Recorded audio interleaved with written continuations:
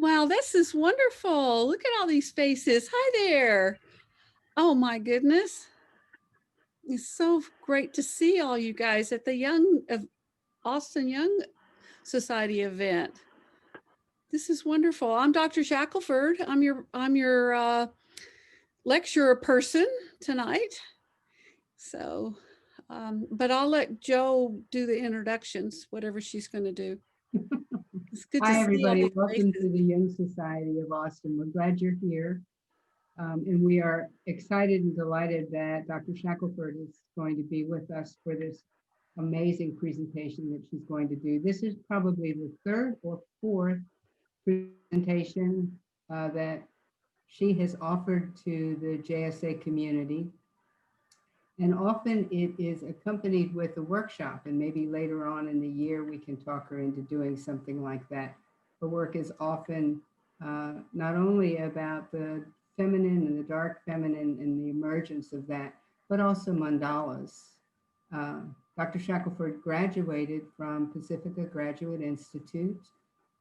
She has been on the board of the Jung Society and has been an active member with us for quite some time. In addition to that, she has a practice here in Austin, which is now online, and actually it's national and perhaps even at this point international, and works with all different adolescents and adults as part of her community. Maybe a little bit later on, she'll tell us a little bit more about the work that she does. She also has an MFA from the University of Texas, Austin. So we are so excited, Victoria, that you're here, and welcome you tonight. Thank you. Thank you. Thank you. We're going to start in a few minutes. My daughter is here from San Francisco, Julia, helping me with all the computer stuff. And this is the first time I've done this talk on Zoom, but I've certainly done the witch talk for the Young Society in Austin 2 or 3, 4, 3 times, I think. And it's always very well attended. So the witch is, I think, out of the shadows with this group anyway. So this is good. We're not hiding her anymore. So I really appreciate y'all coming to talk with the witch and see what she has to say about how we go about our human lives.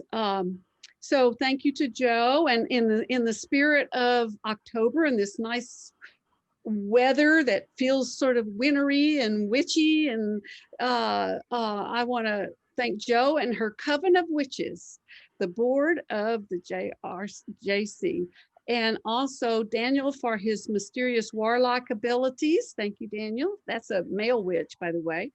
And then my daughter Julia helping man the phones.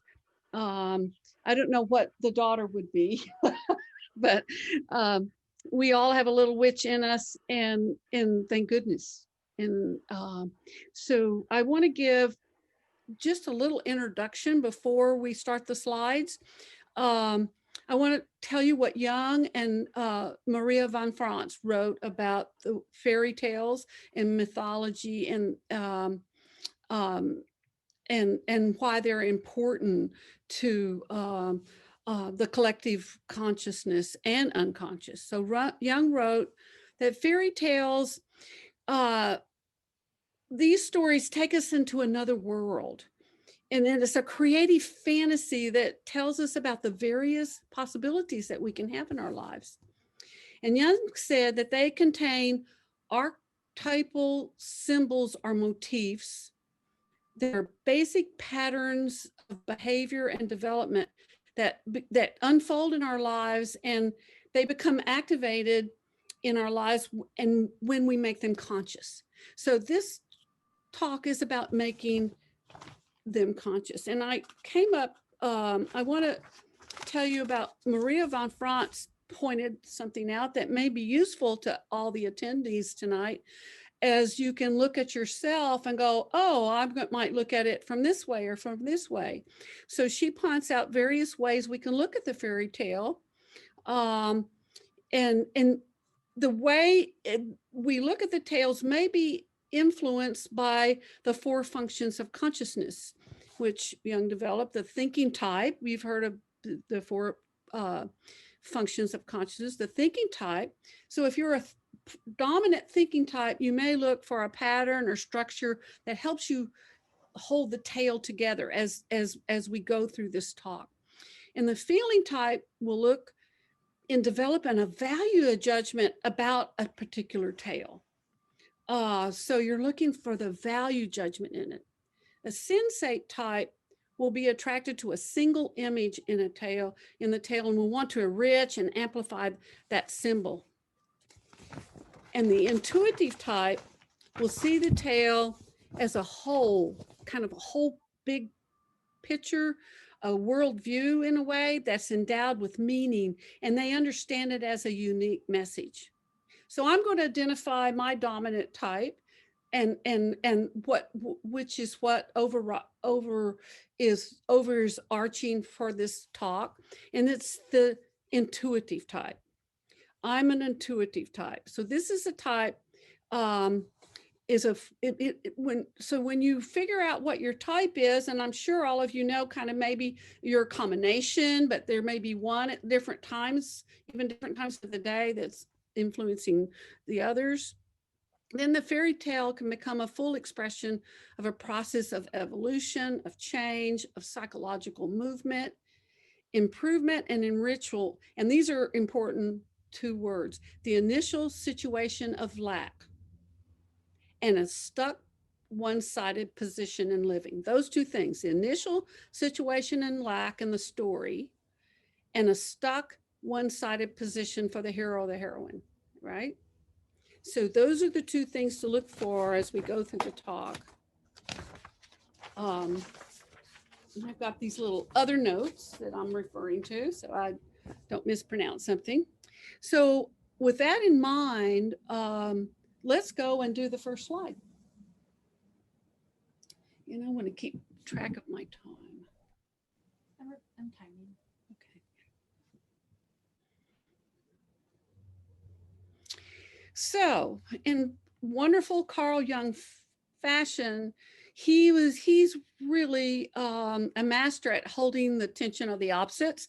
And so here we go. And this is a little disclaimer for everybody before we get into the beginning slide, that with every good, there comes a corresponding evil. So don't run too fast into one unless you are prepared to confront the other. So just keep that in mind, and then we can go on to the next slide. So this is the title of this talk. It's called Out of the Shadows because shadow work is such an integral part of Jungian psychology. And as a trauma therapist, it's a huge part of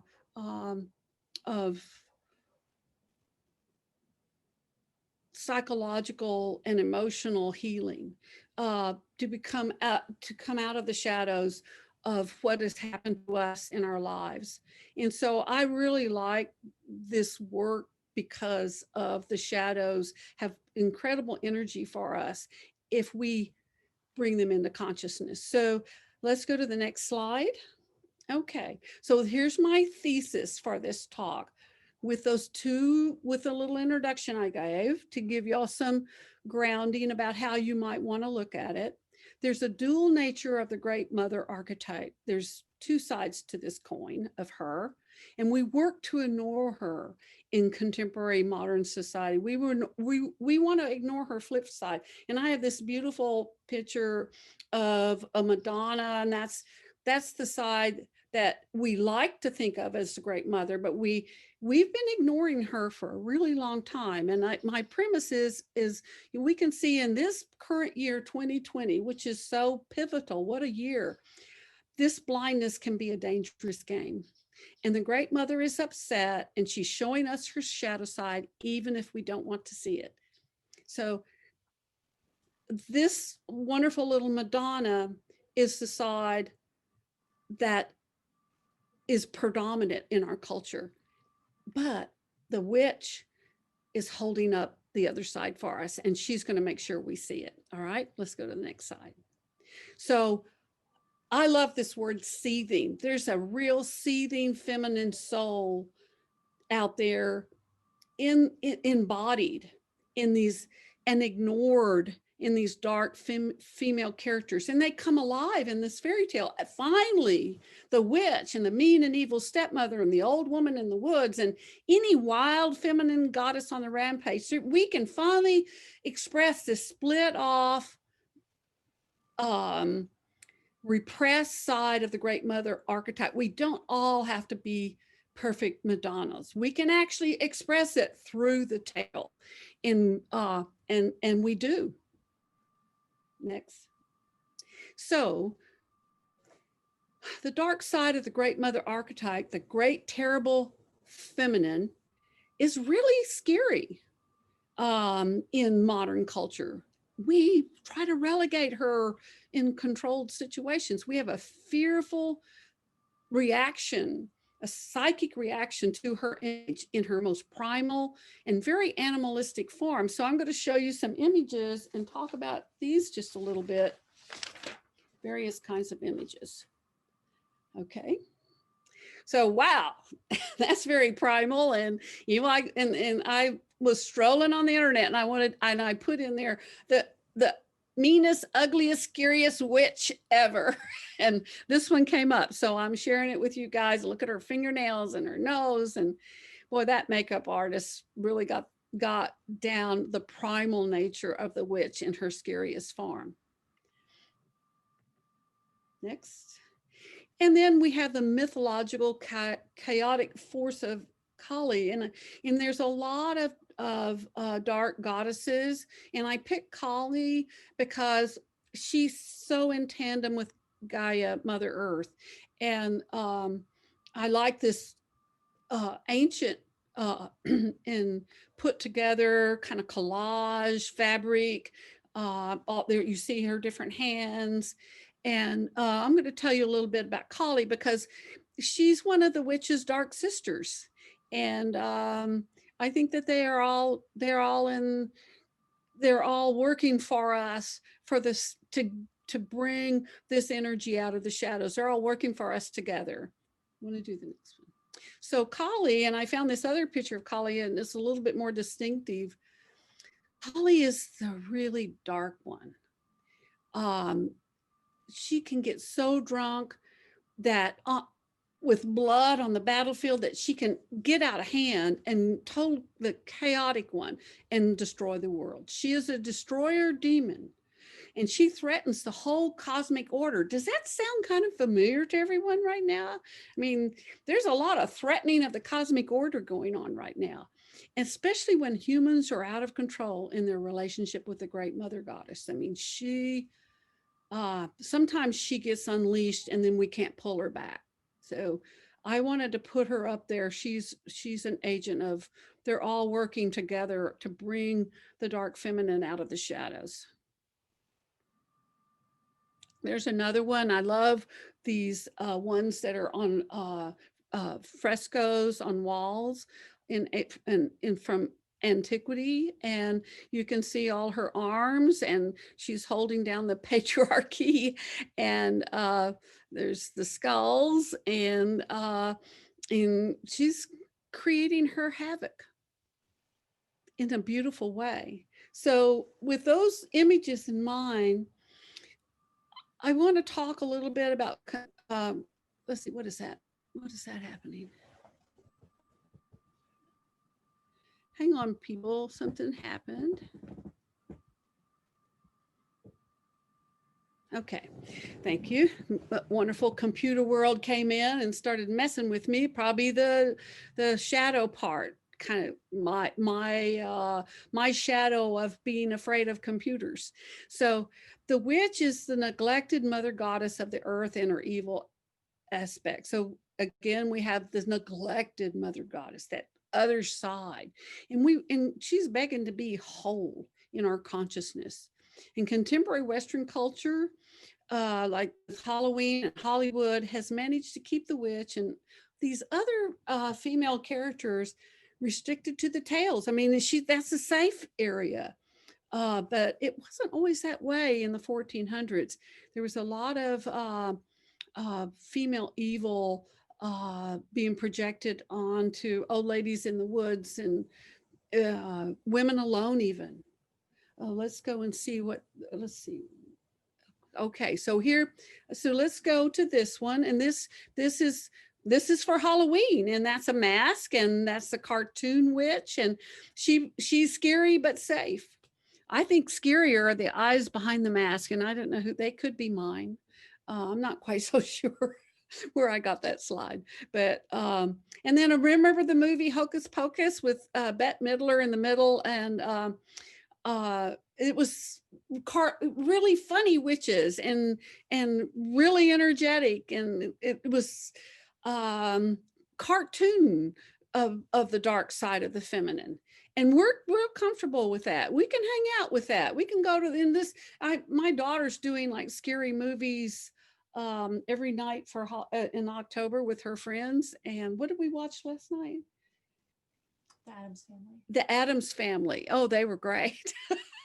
and so I mean, there's a whole dark family, you know, and they're carrying it on in their darkness in a little town. So it's very interesting how we like to keep them in a kind of container. Let's see what we got next. So in the 1400s, in between 1450 and about 1700, these witch trials started happening, and as many as 1,000 witches died. And this came in, we go back to that picture I showed you of the beautiful virgin. This came in with the persecution of the witches at the height of the Christian Europe and the priestly supremacy, you know, the hierarchy of the church. And it became more idealized, and the denatured spotless virgin and its rejected shadow fell on the witch. And I love that denatured spotless virgin. She had to carry it all, and then the shadow went into hiding. And we brought them out in the movies and in the fairy tales, and they're hiding in all of this rich literature and creativity, but we don't want to acknowledge it in our actual human lives. And we struggle with that. Let's go to the next one. So here's some, I'm going to go through some slides that kind of show show the different, I think that's the Salem witch trials, and the woman is kind of going into a catatonic state, and everybody's terrified, a lot of fear. There's a lot of that going on right now. So you can see how things, a one-sided position, one way of being in the world, you can get stuck. And clearly that was happening there. I think there's another slide where there's the burning, that's a woodcut. Let me see if I've got some information on that woodcut. Okay, I don't have any information on that woodcut, but boy, that looks foreboding, and the black and white is really stark. I really like that woodcut. It's cut very boldly, and look at the dark figures in the background there, and those faces, and they're all these masculine type priest figures, and they're this woman, and she didn't quite fit in. And this is a familiar phrase, lock her up. Didn't we hear that about 4 years ago? And we probably are going to get to hear that again. But in the fairy tale, we've kind of taken the shadow side of the feminine, and we've locked her up in the fairy tale, and we've locked her up in the movies, and we've locked her up in all kinds of ways to make it so we're not so that primal scary chaotic force of the dark feminine, we can manage it, and it's almost too much. So we love to keep her in the fairy tale, and the dominant culture allows this. The witch or the evil stepmother, she can be so destructive and manipulative and have all this negative dark power as long as she's in these boxes in our psyche, like, oh, that's a fairy tale. So, and she can do things like cast spells on children and stealing and eating and apple poisoning and all kinds of devilish disease. And now that this is another point in this talk where I first bring this out, is that we really, the witch in these tales really serves a purpose. And I want to try to make a link from the purpose that by keeping her locked up, if she has all this power, we can keep it contained in these stories and certain aspects of our lives. But in these stories, we're going to learn that she moves the plot forward. So why wouldn't we want that? Okay, let's go to the next one. So the shadow feminine emerges as a symbol of creative chaos, as the mythological female character. So yes, the destructive goddesses in myth and the witch in fairy tales, but she's an energetic, powerful force. And it works in tandem with psychological movement in the psyche. And this is for individuals and families and culture and communities and the world and the collective unconscious. It is churning around in there. And I think a lot's going on in the shadow feminine. And I think she's emerging.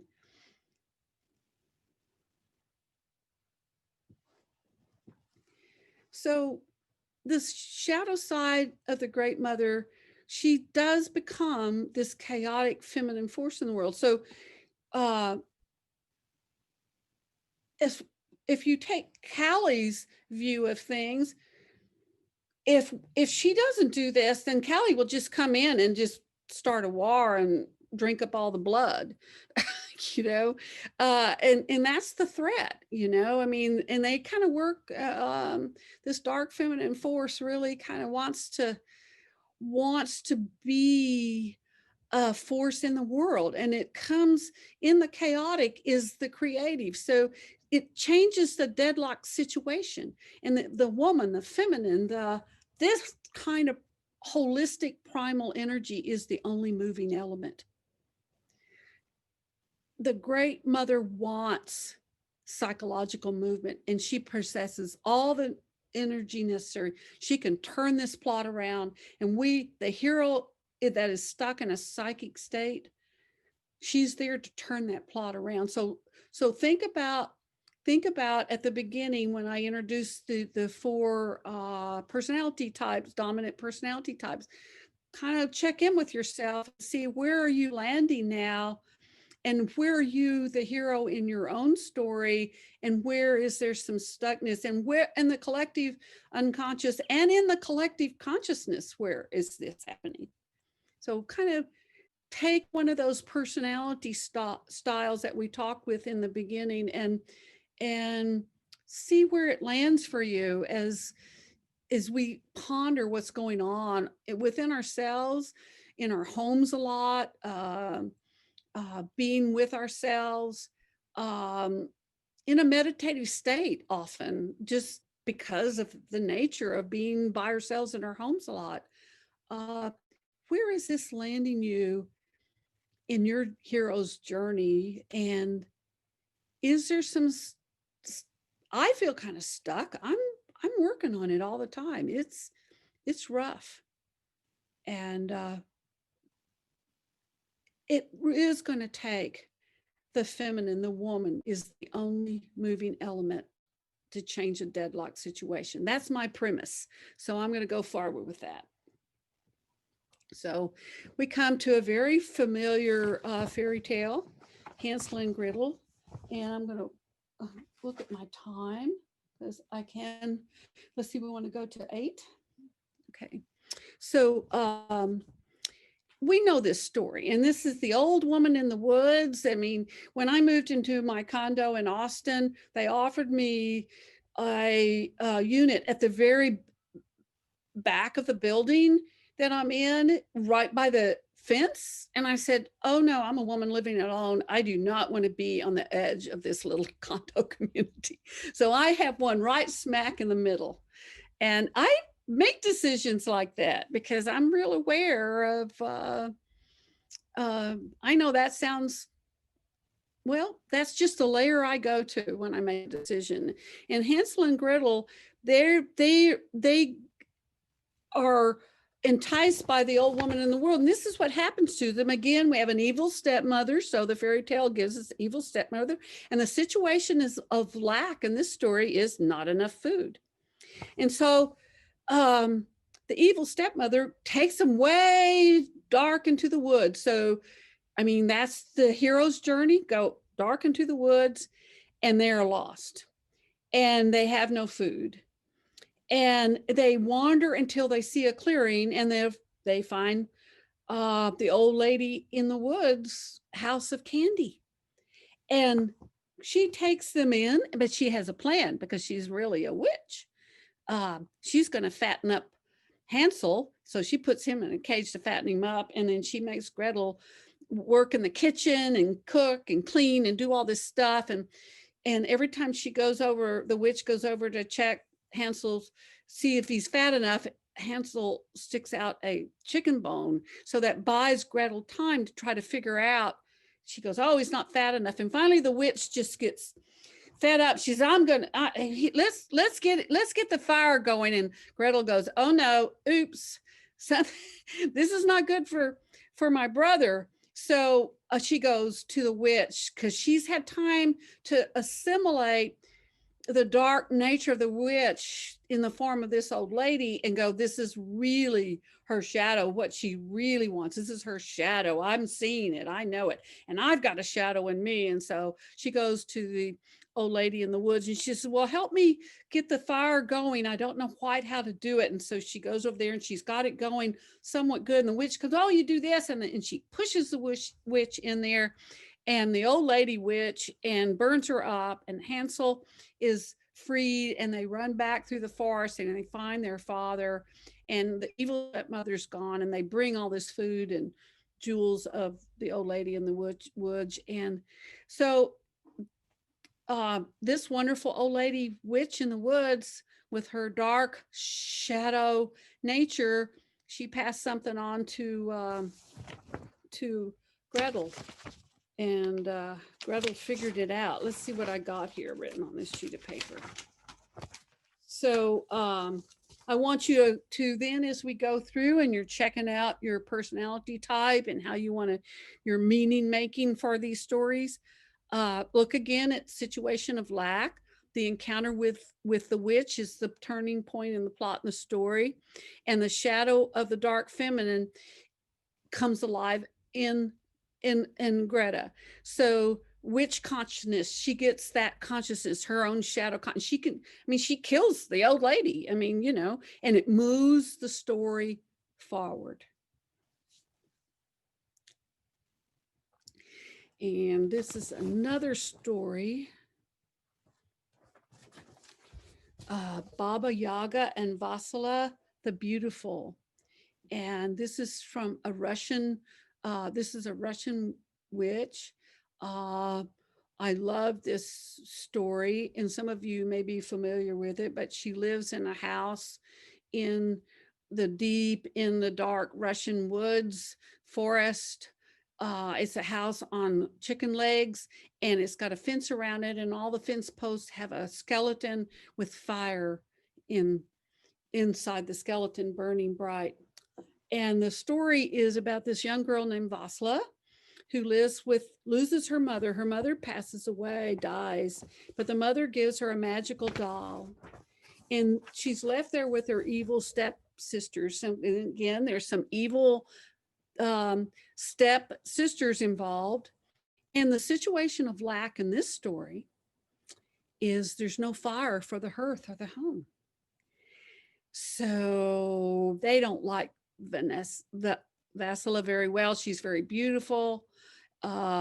They're jealous of her. So they say, well, let's send her out to the witch, the Baba Yaga in the forest. And if she doesn't come back, well, we won't miss her. let's send her out there. Let her do the dangerous thing.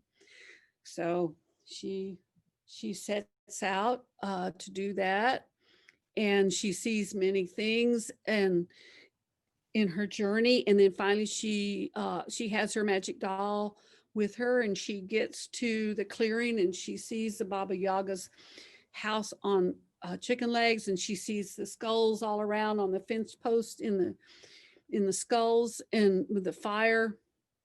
And she goes in, and she comes in, and the witch invites her in and says, okay, you can stay here, but you have to cook and clean in the kitchen for me. You see a pattern. So if you're a particular personality type, you're looking for a pattern in these stories. So there's a lot of work because this witch is really messy. And so she can't get it all done, but she knows she needs to, because the witch goes out during the day and then comes back and wants her supper, and she gets the magic doll to help her. And now Baba Yaga is a very smart Russian witch, and she's very aware of the magic doll, and she knows it has power. And we'll see that pattern in the third story I tell.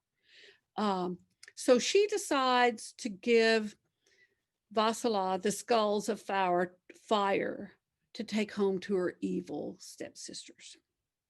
So she gives Vasilisa on a stick with the skull, and the fire is coming through the eyes, and that lights her way through the dark forest so she can find her way back to the village and to the house where her evil stepsisters are.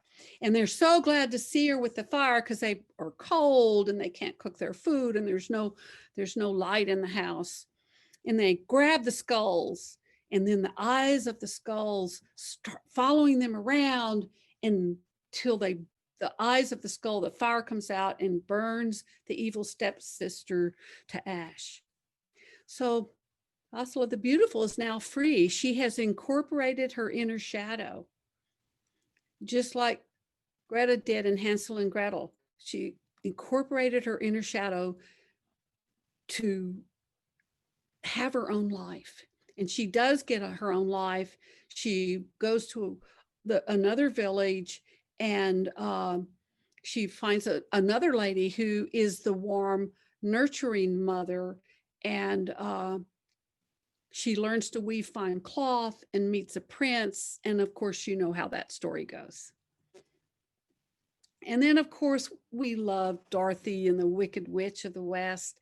We know this story so well. She has to, she runs away, and a tornado comes and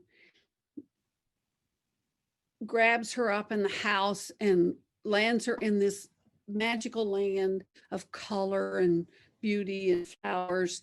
But she wants to go home. We all want to go home. If you notice in the first two stories, they go home, and there's a situation of lack in Dorothy's life. She wants to figure out who she is, and she has Toto, which is the primal element for her in this story. And she takes a long journey, and she meets three friends. She meets the Scarecrow. He's wisdom. She meets the lion. He's courage. And she meets the Tin Man, who's wise. And they go on this journey together. And those are three parts of her learning to figure out who she is. And she, again, gets enslaved in the Wicked Witch of the West kitchen, and she's cooking and cleaning and mopping the floor, and her wisdom and courage and the Scarecrow and the Tin Man and the lion are locked up, and Toto is barking at the witch, and Dorothy comes and is telling the witch to stop hitting Toto with the broom, and the bucket of water falls over, and she throws it on the witch, and the witch melts. So again, this young feminine character has had to incorporate a darker side, to be angry and say, no, leave Toto alone. And then she's like, oh, but, the witch is gone. And everyone is freed. And of course, we know the rest of the story.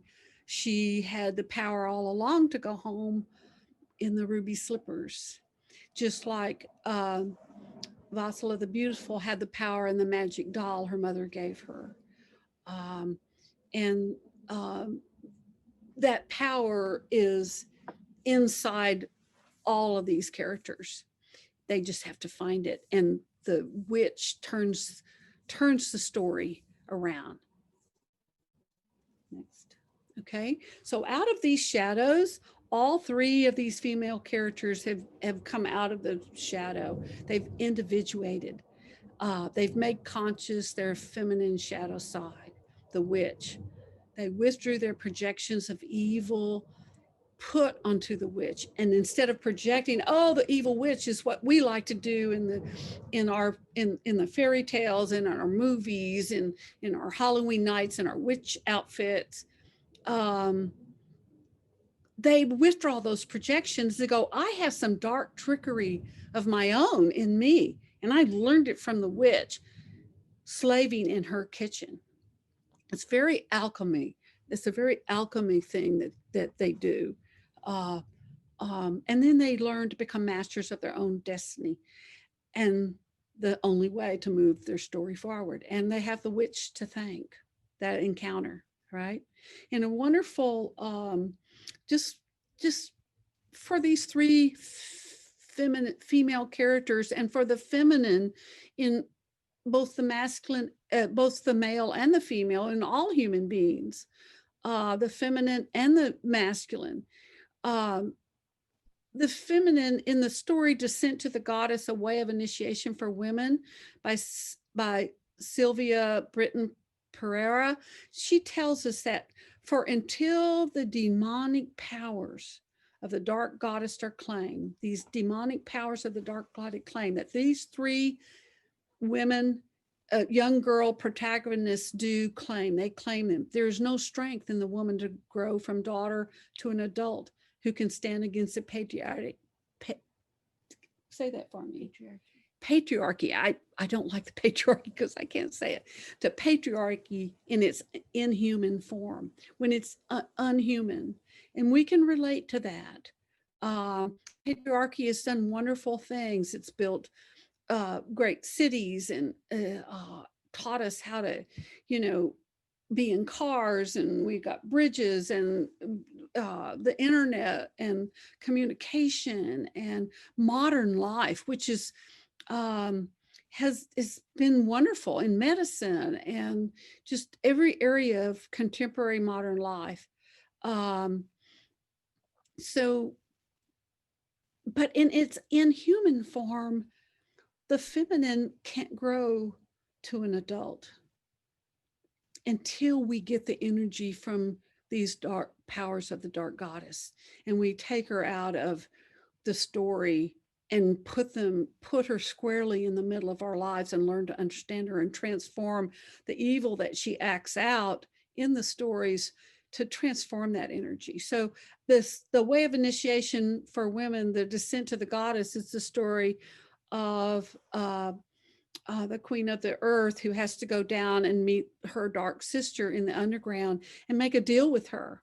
And I really recommend that book to everyone. And I could do a whole talk just on that book. It's a little tiny book, and it's well worth a read. It's a wonderful Sumerian ancient myth. Okay. So the next part, we're going to actually hear a story.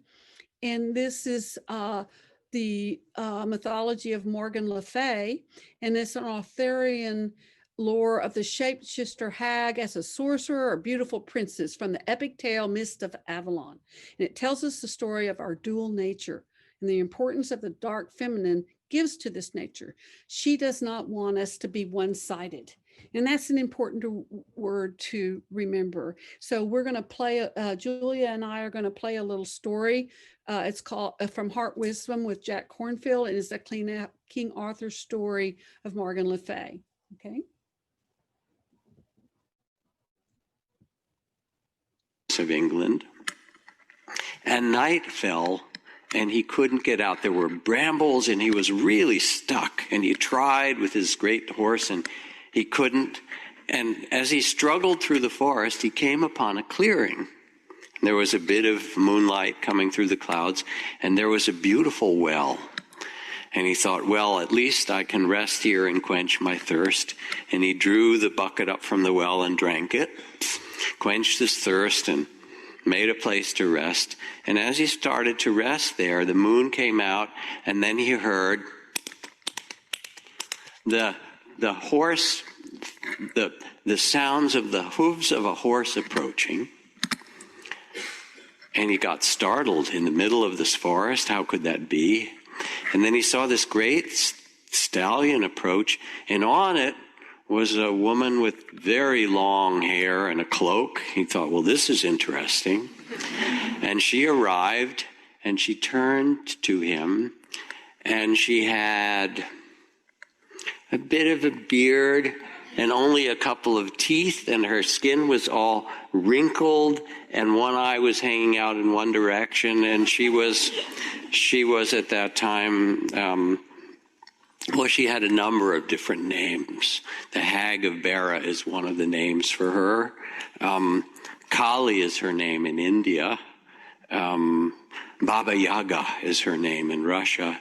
She is the woman who makes the world, who creates all things. She's seen in every culture. She's the great old one. And she got down. She was wearing this beautiful cloak. And she said, you drank from my well. And he said, oh, I'm sorry. She said, is that all a great knight has to say? Can't you do better than that? He said, madam, he said, if I've offended you in any way, I will do whatever I can as a knight to make up for this. She said, well, I thank you for that promise. She said, actually, there is something that you can do to make up for this. And he said, whatever you wish. She said, yes, I'm finding myself to be rather lonely, and so I would like to get married. He gulped. But he'd promised, and a knight makes a promise and must keep it. And she said, yes, I would like a wedding, and I would like a big wedding at Arthur's castle where we invite everyone. He said, couldn't we have like a little private? She said, no, we have to do this right. He said, well, I need a little time to think about it. She could see his reservations, one could well understand. And he said, isn't there anything else I could do for you? To which she replied, well, there is one thing. If you can answer a question, then, and return here, let's say in 1 year, with the correct answer, then I will absolve you of the wish to be married. He said, certainly, what is the question? And she looked at him, and she said, what is it that women want?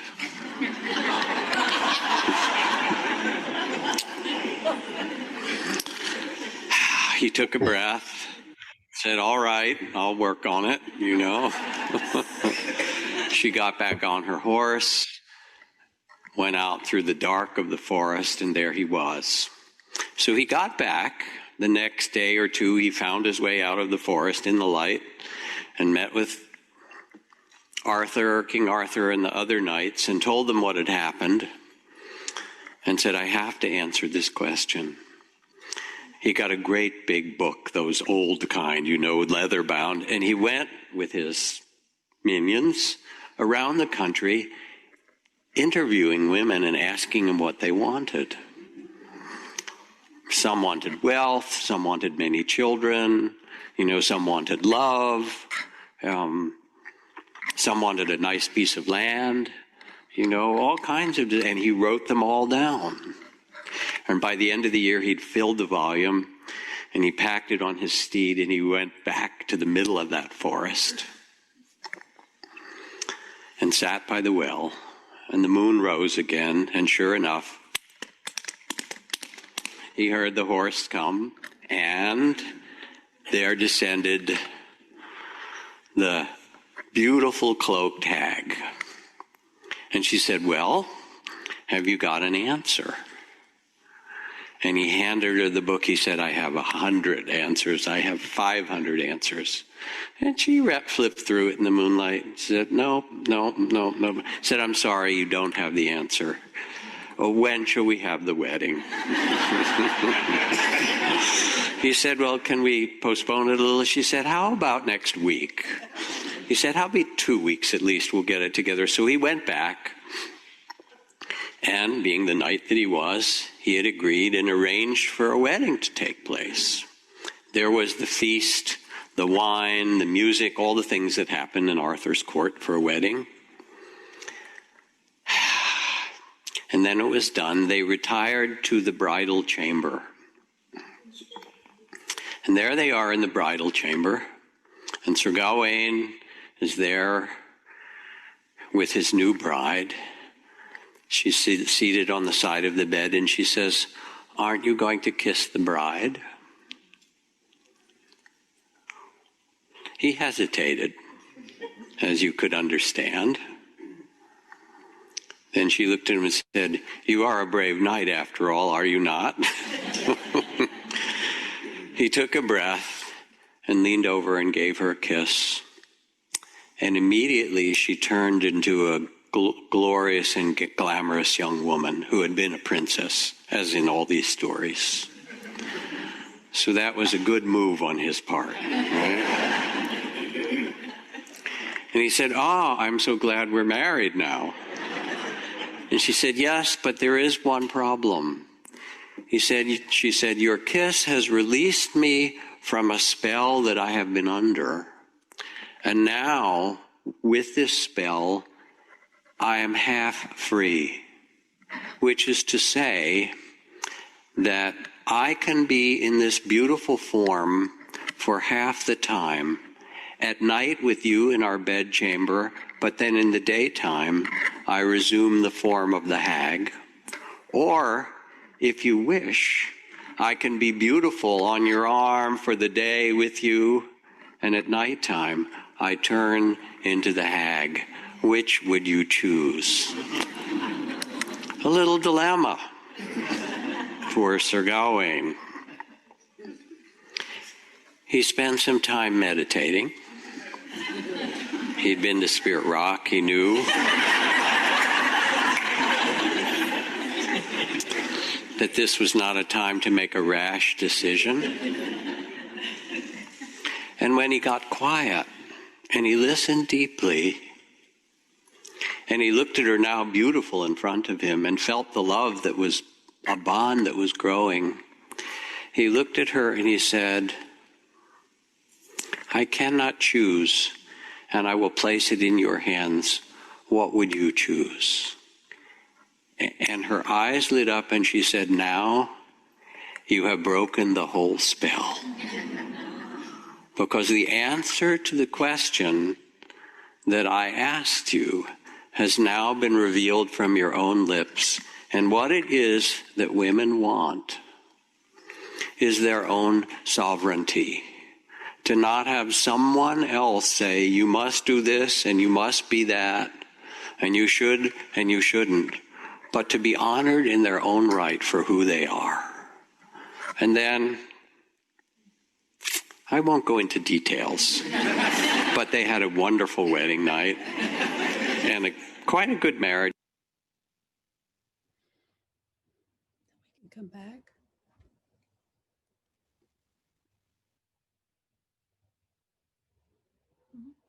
Okay, on. Well, there they are. There's Morgan Le Fay in her both sides, her dual nature, the dual nature of the feminine. And I love this story because it's what the feminine wants is to be whole, to be released from the spell, kind of like Cinderella, and not be asleep anymore.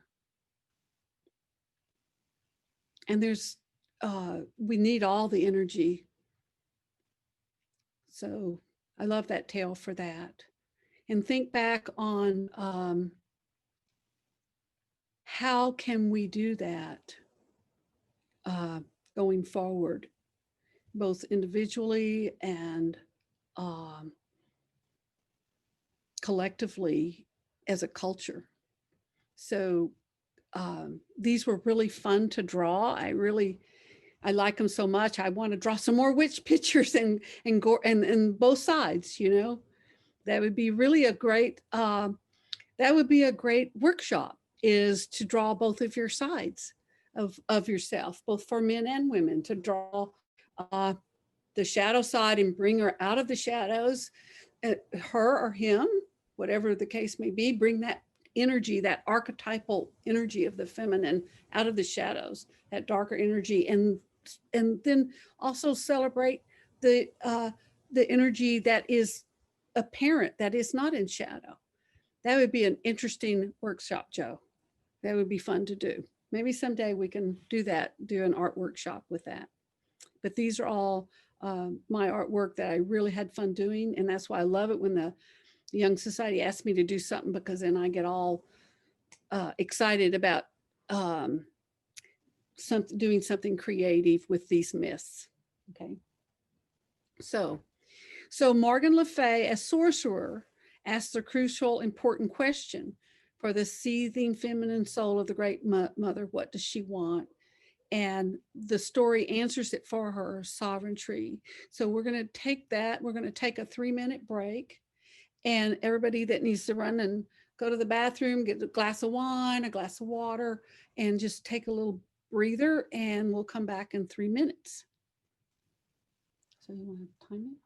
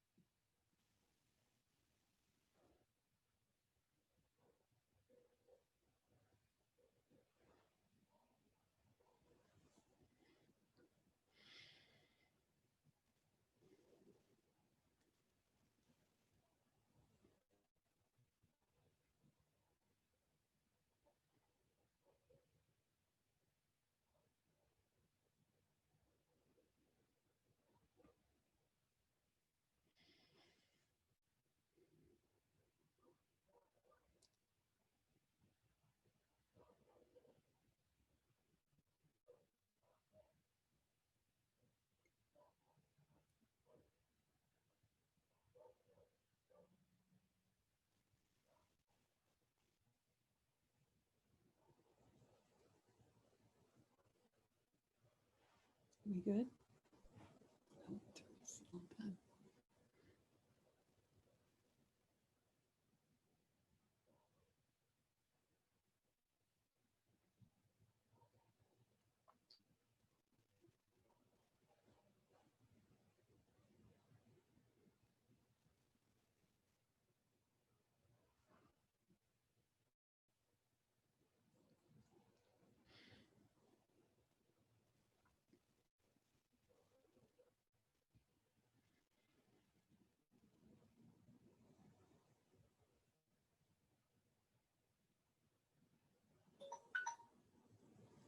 Ready? So welcome back, everyone. I hope you had a chance to kind of catch your breath. I did, and I kind of did a little mini meditation just to kind of calm, because I always get a little nervous when I do these talks, and sometimes I go too fast, but I'm checking the time, and I think we're right on target.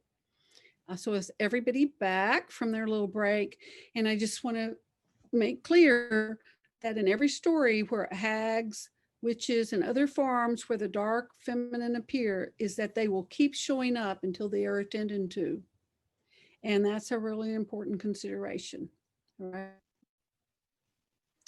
So the shadow of the feminine, seen as the witch and other dark characters in fairy tale, they will pursue us relentlessly and not be silenced.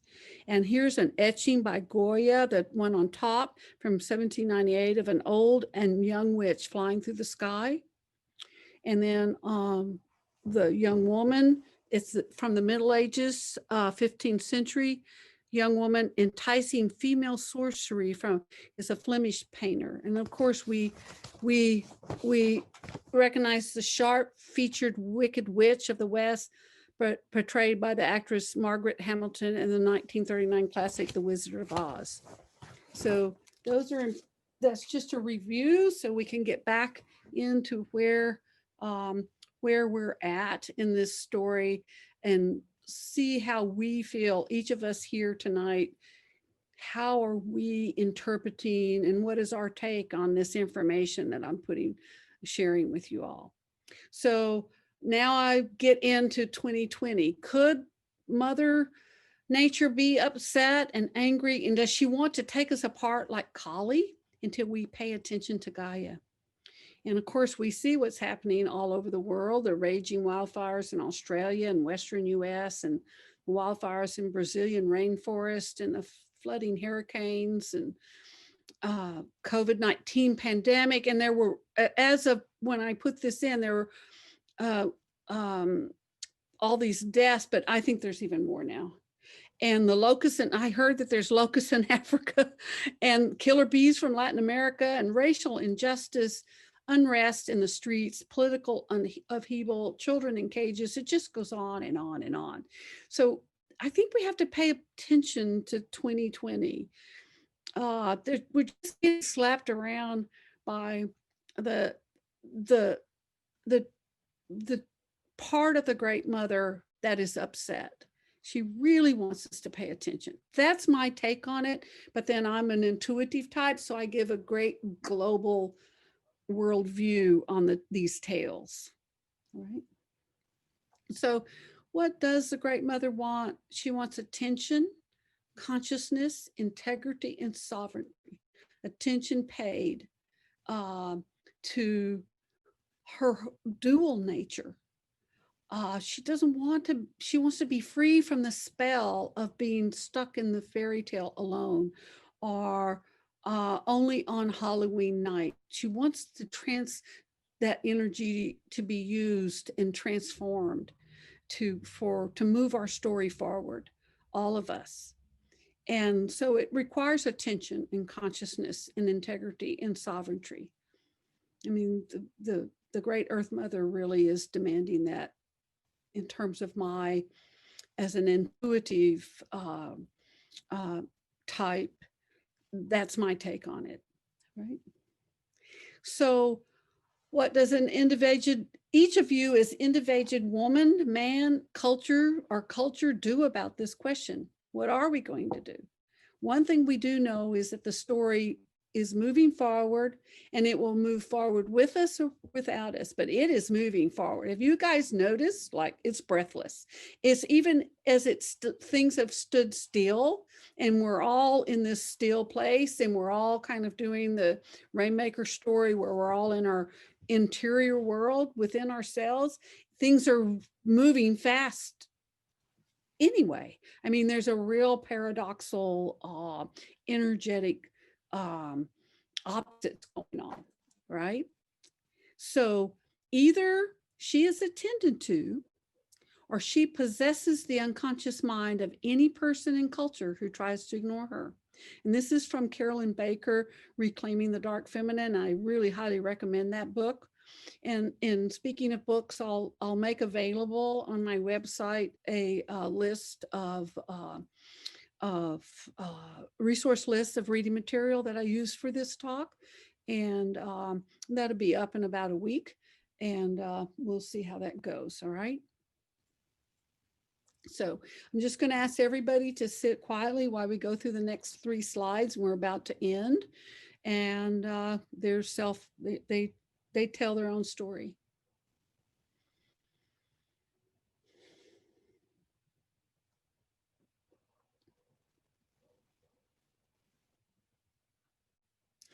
So we're back to the Sumerian goddess Inanna Ishtar, and that's in that book of The Way of Initiation for a Woman. And this wonderful ancient mother goddess figure from Sumeria, she will move our story forward. Gaia will move our story forward, the great mother goddess, in all her forms, in both sides of her nature. And we have so much to gain from bringing her out of the shadows within our own psyche and within our own culture that we operate in our own community. All right. So that's my talk. And now I wanted to be done by 8, so we have plenty of time for Q and answer. And I think the way we're going to do it, hi, everybody. Welcome back. The way we're going to do it is we have a chat box, and Daniel is the Warlock's witch handling Zoom for me on that front. And then so put a question in the chat box. Tell me what you felt your psychological your type was, how your take on it. This is my intuitive take on these stories, and where we are in 2020. And so tell me where your take on this is and how anyone wants to share. So do we have anything in the chat box? And then I will ask you to unmute and we can talk a little bit. So take a few moments and see if anybody wants to reflect.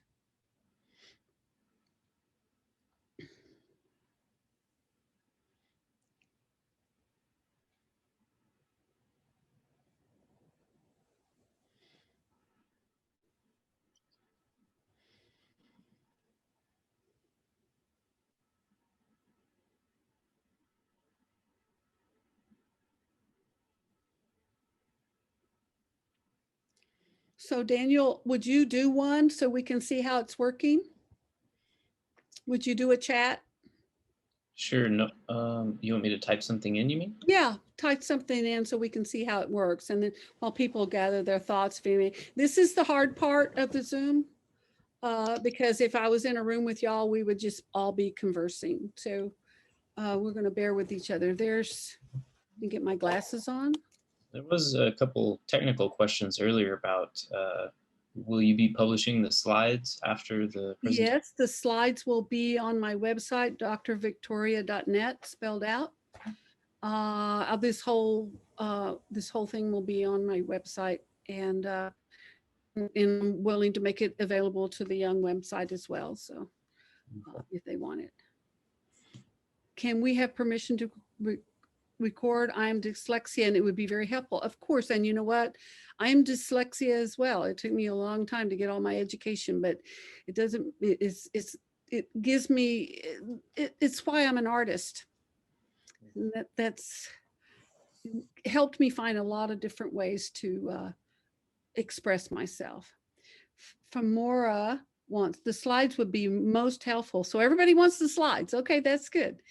And hello, everyone. Here is the chat from Daniel and from Sandy. Can you say more about honoring Gaia and Kala with sovereignty? Yeah, let's say more about that. Sovereignty means, how do we honor the earth with sovereignty? Well, if we notice that, if we're aware of her dual nature, we can honor her with sovereignty by letting her listening to her and bringing attention to Gaia about what she needs to be whole and healthy. For instance, Gaia and the rainforest in Brazil, she's telling us we need those rainforests, right? Take the fires in California. She's telling us there's a lot of ecological events going on there with the drought and global warming and things drying up, and there's no water, so there's all this brush. And she says I need things to be more balanced, so we can honor her that way in terms of Gaia and how sustainability take the pandemic, how we process our meats, and all the cultures in the developing world that are encroaching on large forest areas, and all of those animals. This virus is in them, but they manage it quite well in the wild. It doesn't manage well in human beings in close knit, close urban populations. So you can see how we have to think about all these things. Okay, we got a lot more questions here. Let me look here. Someone asked, did you create all the artwork in the PowerPoint? I created all the artwork in the PowerPoint, including the witchy me at the end in the black and white pencil drawing. And the Morgan Le Fay, some of the artwork I did get off the internet, like the witch and the different manifestation of Kali and all of that. But the drawing parts I did do. I didn't do the witch black and white one of the witch that was being hanged. That's a wood block print.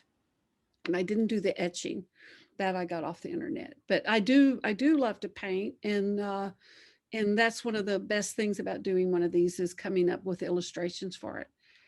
One word answer: respect. To the answer to a koan is something to do, not something to say. Gawain succeeds. Would you like to say more about that and unmute Janelle and tell me more about that? Is Janelle still with us? Actually, that was Jeffrey. Oh, is that typed Jeffrey? Oh, it looked like I Janelle. forgot to rename ourselves. Okay, tell me. As you were going, I'm not sure whether this was an intuition or just a memory, but what does the woman want? And the word respect came to me out of memory or out of intuition. And as you listed, the 4 qualities: consciousness, attentiveness, and 2 others. I says, okay, and all those sort of fit with respecting that person. Right. And, I've studied and done a fair amount of Zen Buddhism, and they talk about a koan, which is a puzzle. The word actually means public case. And it's just sort of, in some ways, it's a recorded enlightenment story that somebody thinks is useful for teaching. And someone once asked, someone asked Aiken Roshi at his retirement party, if he would be willing to give an example of an answer to a koan. And he thought about it some, and then he said, yes. His teacher held up a Japanese teacup, which had a spiral in the middle of it. And he asked, which direction does the spiral turn? And there was this big silence. And after a bit, Aiken, he was not teacher then, he was student, stood up and made a circle with his arms and turned to one side and then turned to the other side. And his teacher smiled and says, you got it. There you go, like Gawain. And so that, he could have said the words maybe at any point in the story and sort of solved the puzzle. But in fact, the real answer was something he did. He handed the decision back to the That's woman. right. Back to Morgan Le Fay, yes. And she became whole. She became whole. Let's see. Someone else asked, could you please describe the 4 personality types again? Okay, let's talk about those. I think that's on my cheat sheet. The 4 personality, the thinking type, and that will look for a pattern or structure that holds the tale together. So some of you that feel that you're looking for a pattern, you saw like there were certain patterns in the story, the kitchen, slaving away in the kitchen, that kind of alchemical moment for our 3 young women. And then there's the feeling type will look in developing a value judgment about what is this value of this? What does this tale mean? What does it mean to me? What does the emotional value for me has? So if anybody wants to jump in and tell me what they felt their emotional value had for them. And I think you just told me the one about where you go to one side and the other, that respect, that has real value. And then the sensate type, well, there's a single image. So is there some single image in the slideshow that you want to grab hold of and amplify, and you felt a real kinship with, and you want to amplify and enrich it, the symbols of the tales? So, and then of course, my dominant type is the intuitive. And so I want to understand the whole meaning. So I have this very global, especially toward the end of the tale, I became a very global interpretation of the tale. It has this unique, endowed with an understanding. And so the fairy tale then and our lives can become full expressions of this process of evolving and of change and moving our own stories forward, or moving the story forward on the eve of this election that we're in. I mean, that's really important, and get us out of the problem of a situation of lack. So ask yourself right now, what is lacking? And am I being one-sided? Am I feeling one-sided? What else do we have on here? Karina had a question. What did I miss? Carol asked, Tonya, intuitive, when Gretel pushes the witch into the oven, is that an act, a redemptive act for the witch? Is it a dissolution for the witch? Is the dissolution for the witch her redemption? I don't know that I would use redemption. I would say, I guess it's a withdrawal of the projection. So the witch then no longer has to carry the shadow of the evil one. In Hansel and Gretel, Gretel now has her own shadow, and she's very aware of it. And she used it to come up with a scheme for her and her brother to escape. And so she she learned the witch was carrying the evil projection, and she withdraw it, and the witch gets to withdraw it. So in a way, it's a redemption.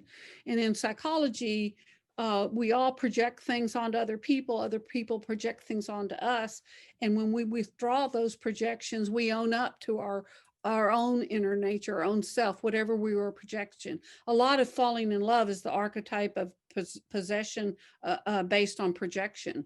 We're projecting onto the love object all the things that work for us psychologically and emotionally and chemically, and then we get to know the real person, and it's a different story. So so yes, in a way, it's a kind of redemption of the witch no longer has to carry that projection of being only the evil one. Karina asked about the idea of the good witch, and what is the relationship of the good witch's nature to the evil witch's nature?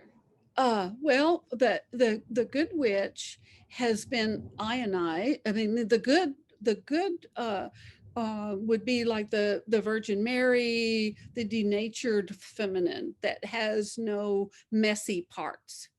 And the negative charge is what I'm proposing anyway, is this witch charge.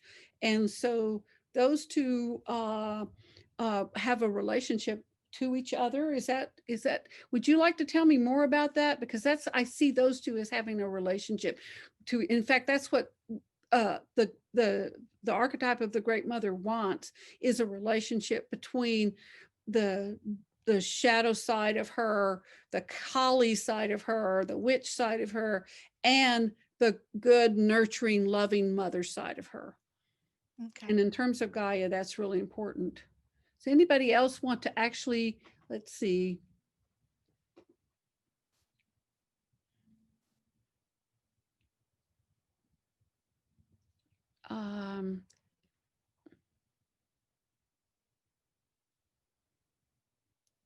From Dawn, does Dawn want to talk more about the descent of the goddess, the Sumerian myth in that book? How do you attend to the feminine shadow? Do you want to talk more about that? Anybody can unmute and grab one of their questions or another question. I'd love to talk with you in person. Oh, here's one. We have a lot of women running for office. This is from Lisa here in Texas. Many strong women sharing their personal life story and will not be pushed around. Let's talk about that, Lisa, a little bit. Would you like to talk about that? Anybody, are you willing to share a little bit more about that and have a talk? I'll talk for a second first. Okay. On the Descent of the Goddess, I was responding to somebody who asked what the title of the book was. And my question was how to attend to the feminine shadow. I was thinking dreams would be a way to notice what your dreams are. And are there Definitely. any other ways of Okay. getting in touch with the... Okay, this is how you get in touch with it. And it's very somatic. When you have an archetypal charge, you feel it in your body. If you feel a really strong negative emotion, be it like depression or be it anger or sadness, any strong emotion, you feel it in your body, panicky, anxiety, you're being visited by the shadow side.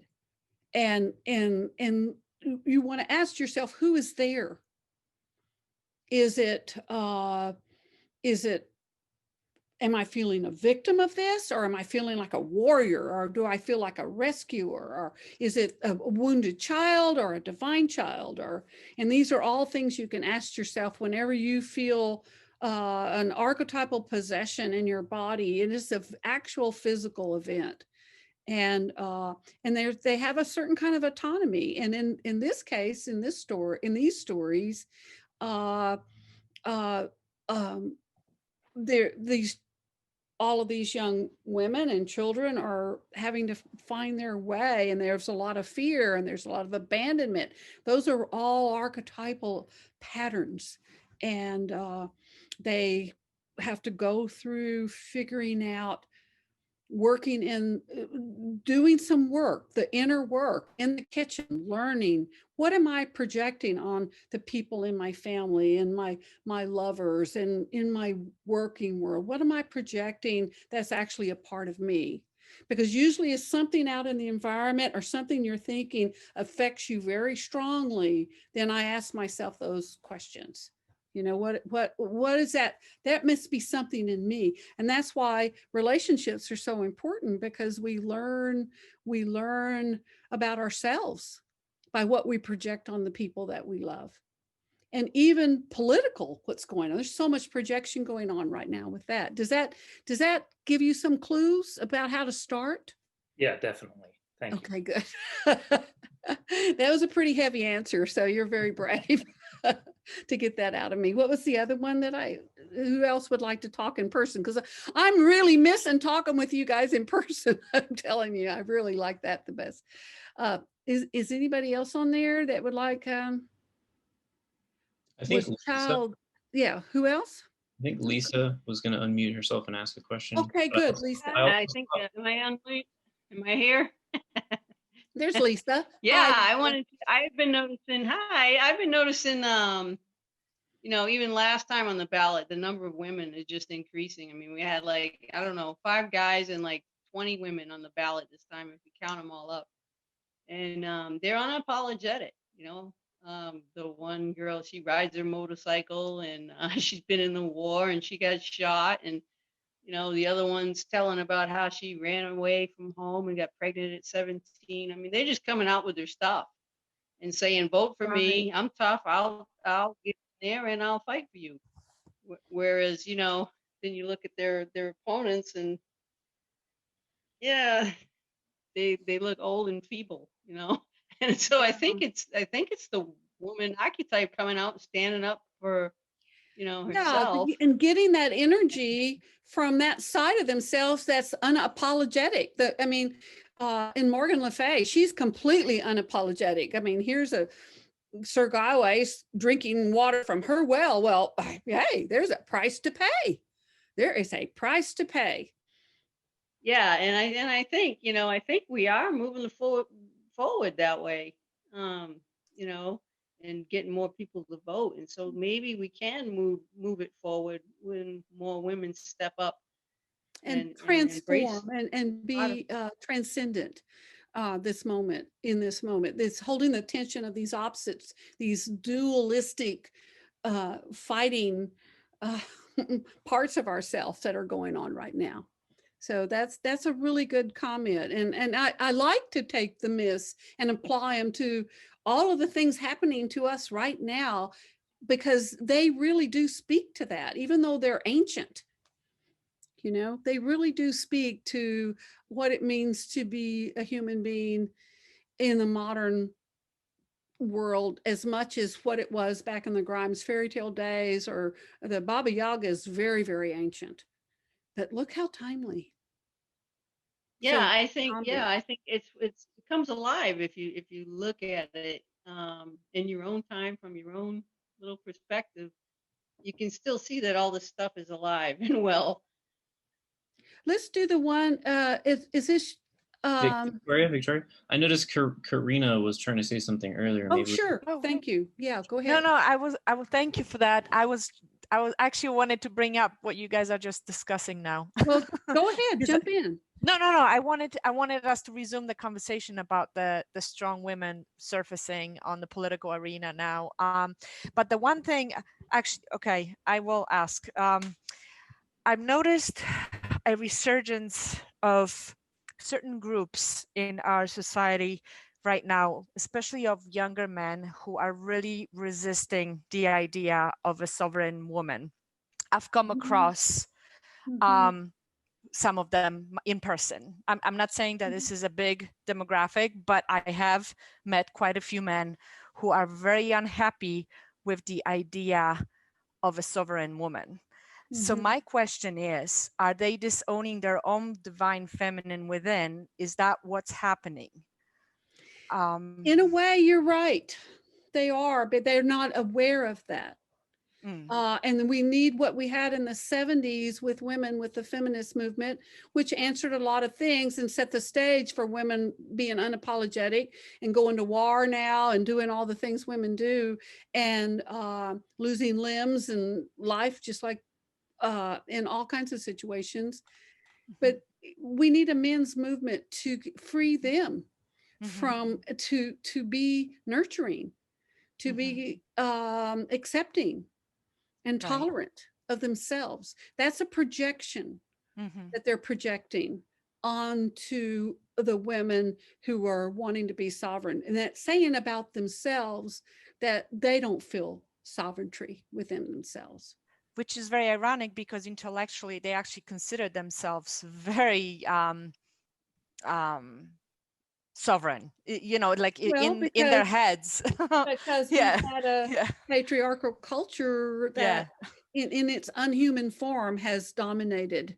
And so there's, I mean, I can't help but realize that there's a big shift going on, and there's some things getting unstuck. Yeah. It's gonna get worse before it gets better, right? Well, yes, that's true. That's why we need the tales. We need the tales. It's not. Let's do this. Was this you again, Lisa, or is this another Lisa? A lot of horror movies show women as victim. What is the relationship between the victimized woman and the witch? That's a good archetypal question. Is that another Lisa, or? Yeah, that's another Lisa. That's me. Okay, good. Would you like to jump in on that a little bit? Well, I just have noticed for a long time that there's a lot of violence against women on television and in movies. And I love horror movies, but so many of them, the woman is victim, and the villain is not as often a witch. So I wondered just if there's something about the victimized woman that is, I just wondered what the relationship is, if there's a relationship between the victimized woman and the witch. I would say that the victimized woman is an archetypal defense of trauma. And there's so much trauma in a woman in our culture, all over the world, really, for women that we hold on to be, that's the psyche of the feminine often holds on to the victim so they can remember, so that they can be prepared if they turn a corner and there's someone else pursuing them to hurt them. And if you watch these movies that you're talking about, that's usually what's happening. So and so you hold on, and there's a wonderful book by Cowshed, which would be great to get him to come talk to the Young Society, called The Archetypal Defense of Trauma. And it's by Kalshed.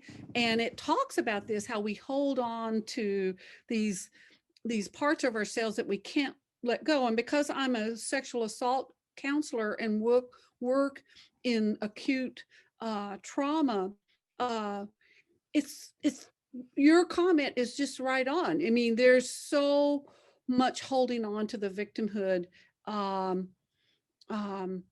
It's Well, and I can't help but think it's also a reaction against the strong woman.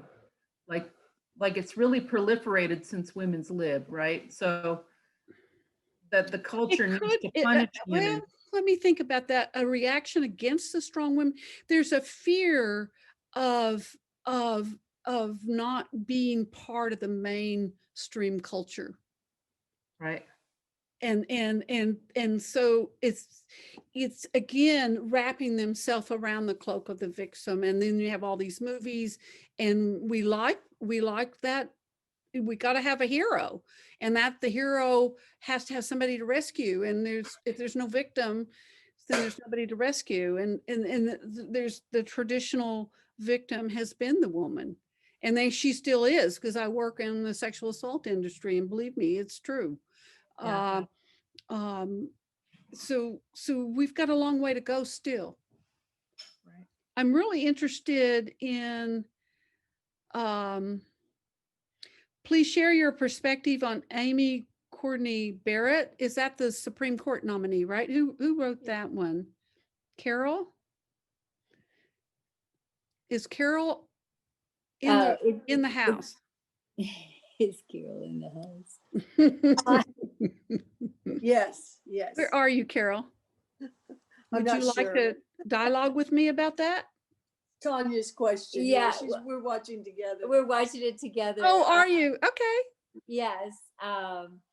Yeah, I just wanted to know, like, how you look at it from an archetypal level. Why this woman at this time to replace Ruth Bader Ginsburg? It just seems like such a tragedy, and I'm so horrified by it is a tragedy, and but I just have a feeling that she's up there and she has a plan. Ruth, our beloved Ruth, does. I think she's greater than her body. So it's a perfect example of the dual nature that we're talking about. Mm-hmm. I mean, Ruth Bader Ginsburg was saying, hey, she was one tough broad. I mean, she knew about her witch energy, and she used it to move culture forward and release, I mean, she knew how to help in that way and transform the evil of the witch into a transformative place. Now, you take what's happened, you have this really beautiful mother of, I don't know, 7 kids or something, and that is young and is going to be on the court. And you look at the two opposites, the duality that we are in. And Jung says, if we can hold the tension of the opposites in awareness and keep Ruth here, and yes, this is Amy's over here in her little pants, in her little outfit, and there's Ruth with her collar, which I thought was really a great goddess image, that she would always wear this wonderful collar. If we can hold the tension of these two polar opposites, then maybe we can get the third function, which is the transcendent function, and get the third. The third will emerge. And that was one of the principles of of Jung that I use all the time in counseling with folks is that tension of the opposite. Think of it in ancient times when we were just cavemen and women in caves, and we had no fire yet, and they were rubbing their hands together. And if you all rubbed your hands together right now, they get really, really hot. The friction of that. And then you go like this, and you just little bit, and you feel hot and cold. That tension of the opposites. It created fire. A third emerged. Oh, thank So you. maybe That was that's what's going hopeful. on. Maybe Yeah. there's going to be some rubbing going on, and we're going to get a Yeah. third. Yeah, thank you for that. Yeah. Victoria, there was a question we kind of skipped over from Kylie Okay. about the role of symbols like the cauldron, the broom, and the hat surrounding the witch, and how does this play into the archetype? Well, the broom means that she can travel anywhere. She has a lot of power, you know, and the broom is what the traditional wonderful nurturing mother uses to sweep up and clean and make everything. Oh, I'm a good housekeeper, you know, the 1950s mom, you know, leave it to Beaver mom. And then the witch takes it, the darker side of that takes it and goes, no, I'm turning it into I'm turning it into a vehicle of transport, and I can go anywhere I want. It's magic. I'm making it magic. So I found that to be interesting. What was the other one? The hat? A hat and a cauldron. And a cauldron. Well, let's go with the cauldron first. Like that's the way the witch is able to move the story forward. Stir in the pot. She's stirring the pot.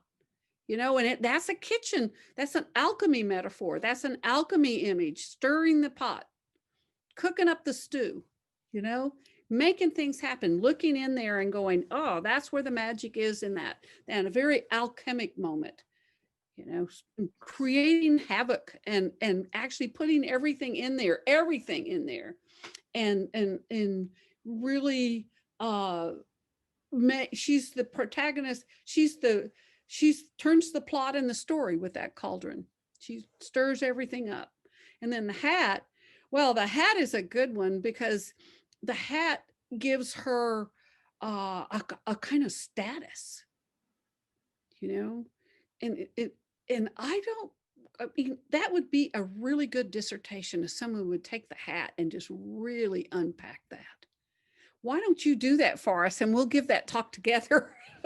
Because the hat is kind of a status symbol, you know, and it's black and it's pointy and it's, you know, it's not cuddly, you know, it's not soft. So I think it's a perfect garment for the witch. It's almost masculine. Do you have any more thoughts on it yourself? That's my thoughts. Thank you. Yeah, I appreciate that. I like looking at how the symbols, you know, relate to the archetypes. And so when you see them, it kind of adds new meaning to it and brings it all together. So I think that's really interesting. Thank you. You're welcome. And Daniel, do we have someone else? How are we on time? I have a question. Sure. I'll ask it. Oh, I'll unmute myself. Who's talking right now? Nancy Wilson, I'm up here. But, okay, Nancy. I was really struck by one of the early slides, which was referring to child stealing. By my association to that was QAnon, and these this totally bizarre conspiracy theory that, you know, when we first heard about it, it was Pizzagate with Hillary Clinton and all her buddies. She's the witch. She's stealing children. And doing yes, shit. Yeah, etc. But it is now still persistent. Even, you know, getting more and more lurid all the time and bizarre, and with Donald Trump as their messiah. And I'm just wondering, you know, what you have to say to. Well, I have to say to that it is out of the shadows. We're seeing it. Before it was there, but now it's in full when things come out and become cartoonized and characterized in such extreme amplification, really amplified like that, then it's the beginning of the downward slope for that. But it has to reach its peak. It has to get saturated. When things become like, when you think of, it's almost a positive thing in the sense that we can see this now, we hear it. The problem comes with those that want to project their own self onto that, that, oh yeah, that's true, right? They want to believe that. That's on them, but we're actually seeing what has been there all along in the shadows. So it's becoming so amplified that it will do a thing where it just gets too close to the sun god Zeus and explodes, or melts like Icarus. But boy, it's going to take hold in the tension of the opposites for evidently a good long while to see if that can happen. That's just my take on it. You want to add something else to that? Maybe you got some other thoughts? No, that's really helpful perspective. I mean, my concern is that it's not just an issue of projecting, it's also an issue of people taking this in and then taking it upon themselves to actually act on it, like the guy. That's because they're did. invested in the one-sided position. They're invested in, so they find whatever they need to feed that one-sided position. They already had the one-sided position. So they're going to, oh yeah, well, that's what I believe, and I'm going to hold on to that position. There you go, there's proof. Yes, they're feeding their one-sided position. So that's really the issue, is being stuck in the one-sided position. And that's where we are right now. Do we have any more, Daniel? I saw John had unmuted himself earlier. John? Yeah, I would like to comment from the male point of view, from the male point of view on some of this. Yes, please. The earlier you brought up some of the positive aspects of patriarchy. Yes. And I've been going for the last couple of years to a Monday night men's group over at the Unity Church of the Hills here in Austin.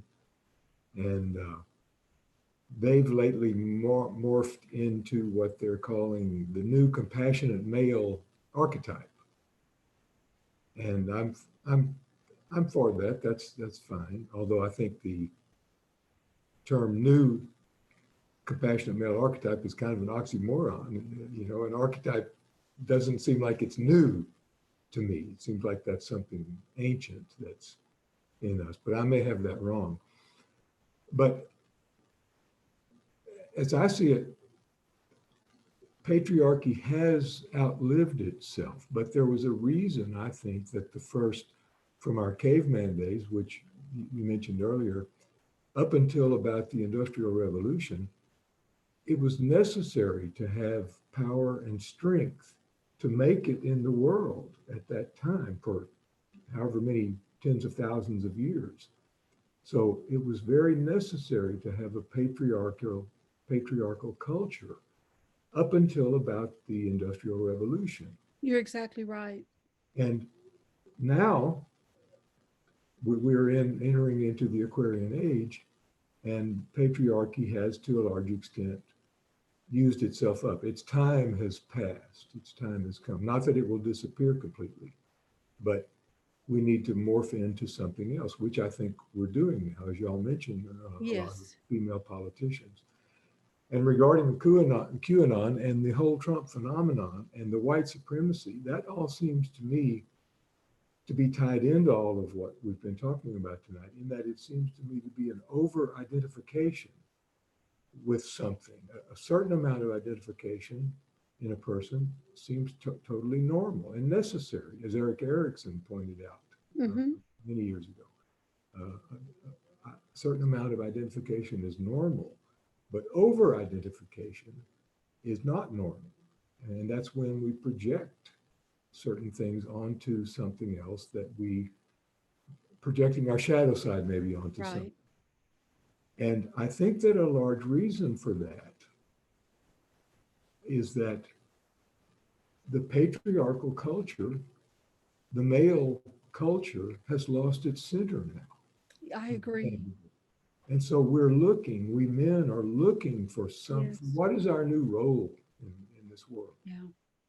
And most of us don't know what that is. And so a lot of people are projecting onto some strong figure because Right. that fills a void in their center that is lacking as we go through this transition from the patriarchal culture into something else, into the next age. As Jung said, every 2,000 years, what did he call that? Was a one thing, and then every 20,000 years was a month. I forget those exact names now. But so we're obviously in a transition, and a lot of us men, and I'm sure women too, have lost their center, and so we're projecting and over-identifying with something that seems like it can give a purpose in life, and that's where I think a lot of this white supremacy. It's kind of a white knuckling. They're white knuckling it because they don't want it. They're holding on, right? And they don't want to give it up because they don't have that center. And I agree. I think we need a men's movement for that, because men are the other half of the human race, and it's very, very important. We need to do this together. And Jung talked about the anima and the animus, and that's within all of us. And the white knucklers, as I'm going to call them, they have an underdeveloped anima. They don't know how to regenerate. They don't know how to nurture and care for and regenerate themselves. So they're white knuckling because we're going for the power. We're going for capitalism on steroids. We're going for patriarchal, the unhuman kind. And that's where it's an ugly transition, but that's where we're at. Yeah. So thank you for that very thoughtful rally in terms of where men are at in this culture and where the masculine is in both men and women. Thank you. I appreciate that. And where is this men's group at again? It's an 18-year-old group that's been meeting for around 8 years. I have been going there for a little over 2 years, and it's at That's wonderful. And it's the Church of the what? Church of the Hills. Okay, Unity, I think I've been there. Yeah. Church of the Hills on Monday. That's wonderful. Night. Yeah. Of course, we're meeting by Zoom now. I know. There's such a beautiful location though. It's a shame. Yeah. It's really pretty. Thank you for that. Really appreciate it. Who else do we have in the house? I'm getting relaxed now. I have another Hi. Hi. I have another question about when Morgan Le Fay appears as the hag. Is it necessary for revulsion to be the forerunner of change? I mean, if she had appeared as the beautiful woman, how would that have been changing the story? But the fact that she's the hag. Well, the beautiful woman already had a place. The hag was coming out of the shadows. And so, and also, I mean, we push against that shadow part of our nature. I mean, look at teenagers. They're pushing against everything. They're becoming emo and they want to do the dark, edgy thing. And and children, that's why they like the fairy tales often, because they're scary. They need something to push against. So if she has come at the beautiful woman, that's totally, there wouldn't be any more story. There wouldn't be any transformation. There wouldn't be any movement. So the revulsion is necessary. Yeah. I mean, you know, ask any teenage kids, I hate my parents, you know, right. Yeah. Yeah. And we don't like to think, and I have girlfriends that say, oh, I don't have any witch in me. Can I go back for a minute to the woman as victim and the witch? What Yes. I'm wondering is if the woman is a victim because she hasn't she hasn't got in touch with her inner witch. You see her. So Well, she's she being certainly needs bullied. some of that energy, yes. She needs that energy because she's Mhm. been being bullied. Because you're being, you don't know how to stand, you need the energy to stand up. Believe me, Morgan Le Fay would have stood up to, if the Great Knight hadn't been a King Arthur knight and been some other mongrel, then it might be a different story. She Yeah, would have beaten him I alive. thought there was some connection there, and that's what I'm thinking Yeah. it might be. Yeah, we need it. I mean, I'm working with sexual assault victims, especially young, really young women. That's half the work. I mean, that's the big opener for them to really accept their dark side and know how to and know how to not act it out in behavior, but instead transform it. And I work to hold it with them so until they're ready.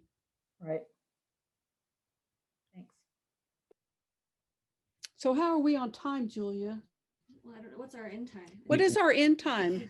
We officially are out over our time. We're supposed to be finished around 8:45, so this would be a great time to wrap it up and maybe add. Okay, so I'm going to read one more thing to everybody to wrap it up, and I really appreciate everyone, the great questions.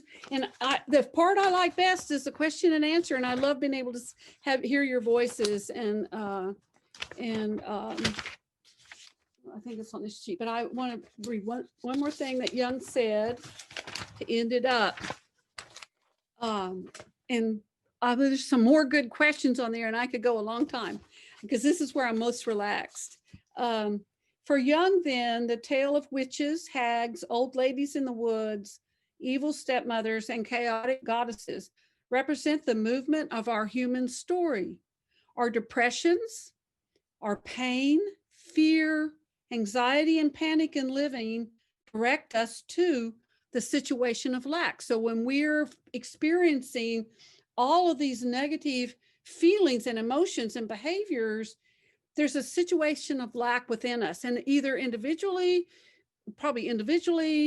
family, culture, community, world, right? And that needs attention, that situation of lack. And in all of these stories, there was a situation of lack. And it's with the witch and her dark sisters that we have the best hope to begin the quest to find out what our situation of lack is, because we don't need a one-sided position. We need our dual nature. That's my intuitive take on the fairy tale and myth. So thank y'all all for joining me. I really appreciate it. And we'll try to put it in the, thank you to you. You're all so brave to engage Dr. V. Everybody calls me Dr. V. So you're very brave, because I do like to go off and start talking about things. So you can find me online at doctorvictoria.net, and I'll try to put this on there, and I'll also put a reference material, the books that I use, so you can find them and read them yourself. All right. So I guess what do we do now here, Daniel? Well, I'm going to turn it over to Joe. We might have Okay. one last comment, but basically we're done. The meeting's over. Okay. Thank you so much. Thank you, Daniel. Magician. Victoria, thank you so much. What a wonderful, wonderful presentation. I really enjoyed it. I really loved the last part, the question and answer. Yeah, fantastic. I hope you will come again soon. I'm sure others will. And people can go to your website and learn more about your work, right? And I think I heard you say something about you may be starting a dream group. Will you be? After the first of the year, and they can sign up there, and it's always on Sunday evenings, and it's from 6 to 7:30. Okay, and you see people individually as well, right? As well, and also I do a blog, and I try to do my blog this 2 weeks is this presentation. So, but usually I take whatever's in the headlines in this world, this fast moving 2020 world we're living in, and I try to find a myth or a fairy tale to put in the blog and comment on it. That's fantastic. Thank you so much. I'm having a lot of fun with it. So I'm really having fun, because I'm just here in my house. What else am I going to do? How many cookies can I eat? I might maybe be better writing a blog. That's great. So, And so Daniel, will there be a way on social media or somewhere for people to have more access to the links and things for Dr. Vicky? Is that The answer to that is yes, but I don't know exactly how the details are going to work. I'm going to have to follow up with Dr. Shackelford after the lecture and sort out the video and the recording. But I think it sounds like it's going to be available on her website and possibly even our website. So, we'll post that information very soon. That's great. Okay, And that's you great. did record it, right?